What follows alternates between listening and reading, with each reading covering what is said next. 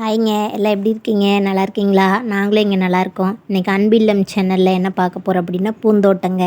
எங்கள் வீட்டில் எங்கள் தம்பி ரொம்ப ராவடி பண்ணி பூந்தோட்டம் வச்சு ஆகணும்னு அவங்க அழகாக மண் செவுரெல்லாம் 2 செவுரு வச்சு, நான் ஆல்ரெடி உங்ககிட்ட சொல்லியிருந்தேன், சுற்றிலையும் சேலை கட்டி அதில் மண் கொட்டி நிறைய செடிங்கங்க எல்லாம் பாருங்கள். பக்கத்து வீட்டிலேருந்து 2 3 செடி வாங்கிட்டு வந்து வச்சோம், கட் பண்ணிட்டு வந்து வச்சோம்.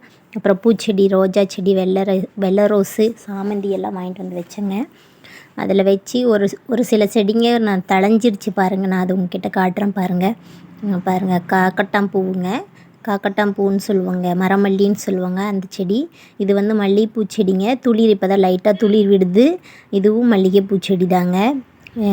இதுவும் ரோஸ் மாதிரி இருக்குங்க. இந்த மல்லிகைப்பூ செடி துளிர் விடுது பாருங்கள், எவ்வளோ அழகாக துளிர் விடுது பாருங்கள். சூப்பராக இருக்குங்க. எங்களோட தோட்டம் எப்படி இருக்குதுன்னு சொல்லுங்கள்.